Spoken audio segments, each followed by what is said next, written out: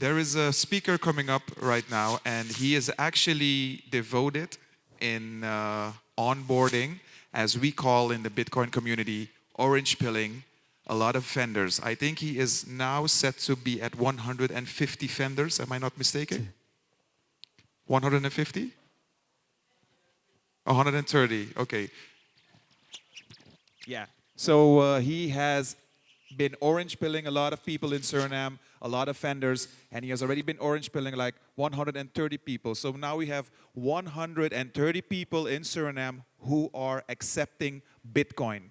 And to make this a bit more extreme for you to understand what we're trying to do in Suriname, I want to give a big thank you and hello to Mr. Leonard from Byte Federal.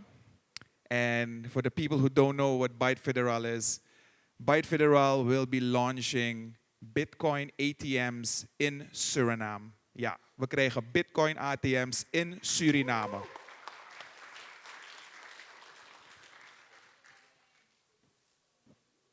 So, well, Leonard, give me 1 second because I want to talk to the guy who's actually orange pilling the people in Suriname to show them what he's been doing. Dames en heren, mag ik meneer Terence naar voren roepen? Terence is with Bitcoin Sranan. And Bitcoin Sranan is actually the team that's behind the Bitcoin Education Center and orange pilling all of the people into the Bitcoin community. Terence, hoe gaat het? Het gaat. All right, I think we'll stick to the English, all right? Yeah. All right, Terence, please share your story with us. Hi, welcome everyone. Thank you again for showing up. Thank you for all the guests coming to Suriname. I will go over my journey within the Bitcoin community and within Bitcoin Sranan and explaining what Bitcoin Sranan is doing as an organization. First of all, my Bitcoin journey started in July. My background is in international business and trade. I came back in December to Suriname and I started working in Bitcoin Sranan in July. So I basically had like a crash course in the Bitcoin community. So everything I've been learning has been intense and super fun. I've been lucky enough to meet a bunch of great people who are so smart, and I've been learning a lot from them. I've also had a trip to Brazil where I had intensive training, and I came back recently and hoping to implement that within our Bitcoin Sranan organization. So my journey started in July, and then I was so scared to start onboarding merchants in Suriname. One of the first few days, Maya and Kane joined me and my fellow colleague Christine to go onboarding within the city and try to onboard local merchants. But I was so scared and terrified, out of my comfort zone. But the more we did it, the easier it got. So what we started to do when we approached the merchants, we showed them the app. We showed like, hey, we're from Bitcoin Sranan. This is our goal. This is what we're trying to do. So we showed them the wallet. The wallet we were using is the Blink wallet. So we helped them set up an account, show them how they can accept Bitcoin if people want to spend Bitcoin. And what we said is we're not asking for investment. We're trying to find a way to find a better way of living within Suriname so they can also earn Bitcoin, because most of us here know that Bitcoin is the future and Bitcoin represents the freedom. As we've seen and heard from the guys in El Salvador, how it changed that drastically, how it's similar to Suriname, that's what we're trying to replicate. So during the onboarding, I say, hey, accept Bitcoin. You never know what kind of opportunities will come. You never know that someone might show up and spend their Bitcoin, and you can save it for the future, because within the next 5, 10, 20 years, it's going to be worth so much more. Often something I've heard during my time within the Bitcoin community is people sometimes saying they regret not doing it earlier. But what I've learned is it's never too late to start in Bitcoin. There's always time to learn. It's always time to grow. And ever since I've been learning about Bitcoin. I've discovered it's a huge rabbit hole. There's so many opportunities everywhere you turn. Every time you think you know something about Bitcoin, something else pops up. You're like, oh, that's interesting, and it creates another rabbit hole. What we've seen as well is our organization Bitcoin Sranan has been growing in members, and some of the members are also younger, and we've been able to gauge the interest from the youth, and especially that they are the future. I hope we can keep getting the youth interested to give them something to do within Suriname because, like they said earlier, it is super difficult. Most of them just stay home. The parents works 2 to 3 jobs. And what I've seen with Bitcoin, it can change that mindset. It can change their lives because it happened for me. Ever since I've been into Bitcoin, I myself have been orange pilled. So now I eat, sleep, drink, I even dream about Bitcoin. So sometimes I wake up, it was like, that Bitcoin dream was very vivid. I thought I was like there buying, onboarding, seeing what I can do to come up with an innovative way to grow more within Suriname, the Bitcoin organization. We are always welcome for people to stop by, ask questions, or to help out if they want in their free time. So that was the onboarding aspect. So we go 2 to 3 days a week. We go onboarding to the local merchants. We approach anyone we can. What happens is there's a lot of people that are skeptic. So we go to one that is willing to accept, and then they tell the people around them. And when we go back to that same area, the next day, the people that were skeptic, they're like, you know what? I saw you guys do it there, and they had a positive reaction to it. Now I want to do it.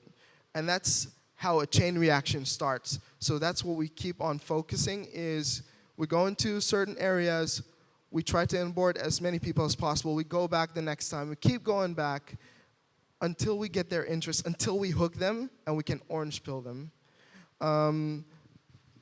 To clarify, Gabriel said we have 130 merchants, but I want to clarify, we have around 103 merchants. We will get to the 130 merchants, hopefully by next month.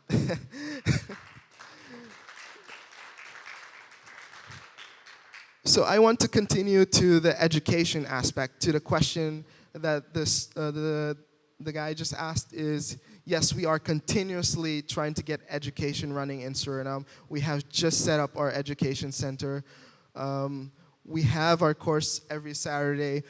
After this one is done, we are going to keep doing it as much as we can, as long as we can, and we hope to keep growing it. We hope to eventually also implement it within our school systems because, like I said, I truly believe that Bitcoin is the future, and it's very important for the kids, for the teenagers within Suriname. It gives them hope, and hope is a very powerful thing. And they can all then follow their passions and their dreams. Bitcoin can give them a chance to have the time to do extra activities, to do other passions like music and sports, and to pursue that dream. And especially since Bitcoin is easily transferable to outside of the country, within the country, it makes it easier to spread the funds around and spread the circular economy within Suriname. We have a lot of, for example, our teacher who's teaching the Bitcoin course, he was also just a volunteer who said, like, I'm interested to do it. And how he got into the Bitcoin Sranan organization is he followed one of the Treasure Academy courses, which is like an introduction course of 3 days. We did it 3 Saturdays, and afterwards we were looking for a teacher, and we mentioned it to him, and he was like, you know, I've given trainings before, why not give me a try? And that's what Bitcoin's all about. It's about giving opportunities to anyone and everyone and see what they can do with it, how they can grow. And every week, I've seen it within my team, I've seen it with myself, the growth is phenomenal. What I've also experienced is I spent the last 3 weeks in Brazil having an intensive course, and there completely got orange pilled because of all the hard work they were doing. They were teaching the kids how to work with Bitcoin. They were trading fruits for Bitcoin, so they know how to do it in the future. They go to the schools almost every day to give them fruits and then do exchanges with Bitcoin, so they know how it works. So by the time that the kids or teenagers are fully grown up, they will have enough Bitcoin stored that they can use for as long as they want, and they're using it within their own Bitcoin circular economy, as what we are trying to do within Suriname. So that's why it's important for us if you get into Bitcoin, or if someone has Bitcoin, that they can spend it at those merchants that we are onboarding. Not, and what we do with the merchants, we put them on a BTC map. So if you go to btc.com and you go to Suriname on the map, you will see which vendors we have, how many we have, and all their information. Next to that, we also we promote them on our social media platforms. We promote them on Facebook. We promote them on X to give them some exposure. So it's also an incentive for them to be onboarded. And a lot of the international guests we have here today have sent funds to those merchants and have been able to meet some of those merchants. And it's baffling how happy the merchants are when they receive the Bitcoin, because of the hope and the opportunity it represents. When I was in Brazil, I had a moment of enlightenment that comes with Bitcoin, because once you start researching and watching videos and talking to people in the Bitcoin community, your mind opens up. Like the panel talked about, we need to understand what money is, how it comes from, how it's controlled, in order to understand Bitcoin. And once you have that grasp, and once you snap out of that monetary system, out of that fiat way of thinking, you realize how much opportunity, how much your life can be changed, and how much hope there is for the future, especially in a country like Suriname, especially where the Surinamese population needs a fighting chance to come back and to be a country that can prosper again. So that's a bit of my Bitcoin journey. I actually want to have interaction part to my talking session, as to if any questions arise, if anyone wants to know something, please feel free to ask.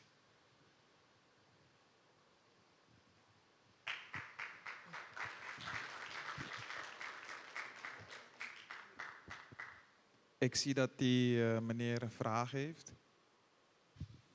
Ja, ik ben zeer blij met dit initiatief. Oh, sorry, I'm in English, yes. I'm very happy with your initiative. Thank you very much for sharing. I was wondering, do these entrepreneurs or shops, will they get a sign on their store that's and what app does the buyer has to use? And will there be ways to easily cash out your stored Bitcoins the moment you think you need some of it? And are you thinking, it's just a suggestion, my last remark, I see a huge opportunity for the Suriname people living abroad who normally are used to send money for their families and friends, that they can send Bitcoin. Do you have contact with the diaspora community outside Suriname? Thank you for your questions. The first question is, they have stickers. We go with stickers, and once they accept to be onboarded, we place them on a place where people can see that when they walk by, they can see we accept Bitcoin there. The second question, the wallet they are using at the moment is the Blink wallet, easily to find in all the app stores and also very easy to use. The third question about sending money to outside of Suriname. We're working on ways to find a way around it. So it's something that we're working on, actively working on to be developed. So it is a possibility because Suriname does. There's a lot of Surinamese people in the Netherlands, and a lot of people have family in the Netherlands or the U.S. So we're trying to find a way to make that work in the future, in the near future. And the cash out opportunity? About the cash out, before we told them they can come to us and we'll set it up and we'll buy their Bitcoin so they can get their cash back. But like Gabriel just said, we are setting up the ATMs so then people can just use the ATM seamlessly, and so that's why it's very important. And thanks to Learner and Byte Federal, we have that opportunity in Suriname to have an easier way for people to sell and buy Bitcoin. Yeah. And I assume you also educate the people about the cycle. Sorry, can you repeat? Because you said that you are in the education part also involved about Bitcoin Sranan, it's important to educate the people about the cyclic movement of Bitcoin. Otherwise, they will spend it when it's expensive. They should spend it when it's cheap. So within the education, we try to guide them on how it's best to use the Bitcoin. But of course, they can also, once they come to the courses, there's a lot of open source material online. They can also ask us any questions. We can also connect them to experienced people within the Bitcoin community that can help guide them or to give them tips on how they can manage their Bitcoin, or how they can maybe read what's happening when it rises or it falls. Yes. Saying, are there still questions in this? Oh, okay. Still have one. Thank you for your presentation. My name is Delano Shanyong-Shu, and I have a fundamental question. You said you went to Brazil to educate yourself in Bitcoin and how it's designed and used.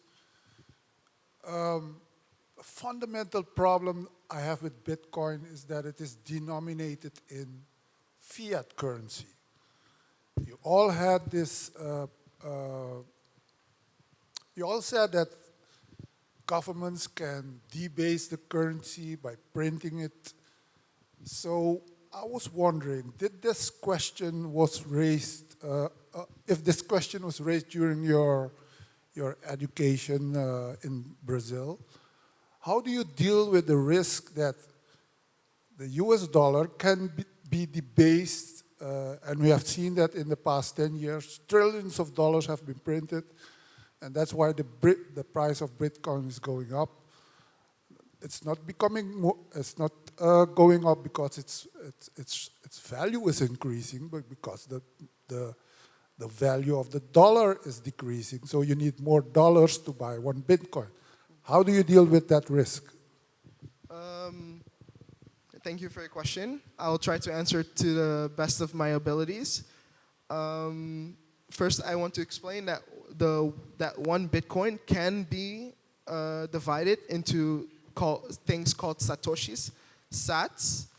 So that's part of, in my opinion, that's part of us breaking out of the fiat way of thinking, because we start once you break that cycle, you start thinking in terms of sats and in terms of Bitcoin. So yes, the US dollars are decreasing, a lot of currencies are decreasing, but that's why we're focused on using as much Bitcoin or as satoshis as possible, so that you're not reliant just on the US dollar, on the SRDs, or on the euro. That's the answer I can give. That's how I think about it. I don't know if that's a clear answer. I think, let me just cut into that. Thank you, Terence. Terence from Bitcoin Sranan.